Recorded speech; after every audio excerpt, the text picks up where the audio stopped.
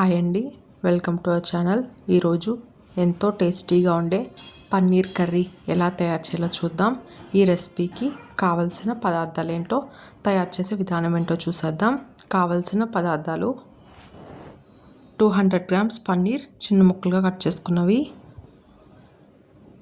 4 ఉల్లిపాయలు పెద్దగా కట్ చేసుకున్నవి, 3 టమాటాలు పెద్ద ముక్కలుగా కట్ చేసుకున్నవి, 1 స్పూన్ అల్లం వెల్లుల్లి పేస్ట్, 3 పచ్చిమిరపకాయలు పొడుగ్గా కట్ చేసుకున్నవి, 1 స్పూన్ కారం, కసూరి మేతి కొద్దిగా, సాహీ పన్నీర్ మసాలా కొద్దిగా, కొత్తిమీర కొద్దిగా, చిన్న ఇంచు చెక్క, 3 యాలకులు, 2 స్టార్ ఎనైస్, 10 లవంగాలు, ఆయిల్ 3 టేబుల్ స్పూన్లు.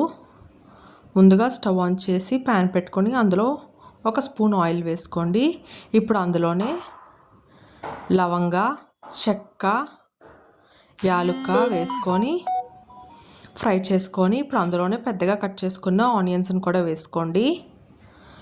ఆనియన్స్ ఏమి ఫుల్గా కుక్ అవ్వాల్సిన అవసరం లేదండి. ఇప్పుడు అందులోనే టమాటోస్ కూడా వేసుకొని ఒకసారి బాగా కలుపుకోండి. ఒక 5 మినిట్స్ మగ్గించుకుంటే సరిపోతుంది. ఇప్పుడు దీన్ని ఒక ప్లేట్లో తీసుకొని చల్లారబెట్టుకోండి. ఇప్పుడు ఒక మిక్సీ జార్లో ముందుగా ఫ్రై చేసుకున్న ఆనియన్, టమాటో వేసుకొని మెత్తగా పేస్ట్లా గ్రైండ్ చేసి పక్కన పెట్టుకోండి. అలాగే సాల్ట్ ఇంకా పంచదార కావాలండి, అది నేను స్టార్టింగ్లో చెప్పడం మర్చిపోయాను. ఇప్పుడు స్టవ్ ఆన్ చేసి ప్యాన్ పెట్టుకొని అందులోనే ఆయిల్ వేసుకోండి. ఆయిల్ హీట్ అయిన తర్వాత అల్లం వెల్లుల్లి పేస్ట్ వేసుకొని అందులోనే పచ్చిమిర్చి వేసుకొని అల్లం వెల్లుల్లి పేస్ట్ పచ్చివాసన పోయేంత వరకు ఫ్రై చేసుకోండి.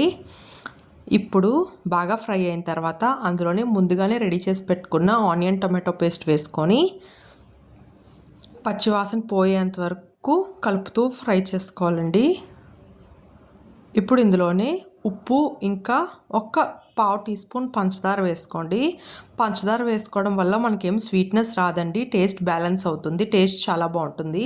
ఇప్పుడు అందులోనే కారం అలాగే సాహీ పన్నీర్ మసాలా వేసుకొని ఒకసారి బాగా కలుపుకొని ఆయిల్ అంతా సపరేట్ అయ్యి కర్రీ బాగా మగ్గేంత వరకు, పచ్చివాసన పోయేంత వరకు ఉడికించుకోండి. ఇప్పుడు ఆ మిక్సీ జార్లో కొద్దిగా వాటర్ వేసుకొని కలుపుకొని కర్రీ కన్సిస్టెన్సీకి తగ్గట్టుగా వాటర్ని అడ్జస్ట్ చేసుకోండి. ఇప్పుడు ఒకసారి బాగా కలుపుకొని అందులోనే ముందుగా రెడీ చేసి పెట్టుకున్న పన్నీర్ పీసెస్ని వేసుకొని ఒకసారి బాగా కలుపుకొని ఒక 5 మినిట్స్ ఉడికించుకోవాలండి. ఇప్పుడు అందులోనే కొంచెం కసూరి మేతి కూడా వేసుకొని బాగా కలుపుకోండి. ఇప్పుడు మూత పెట్టుకొని కర్రీ అంతా బాగా దగ్గరికి అయ్యేంత వరకు ఉడికించుకొని అందులోనే కొద్దిగా కొత్తిమీర వేసుకొని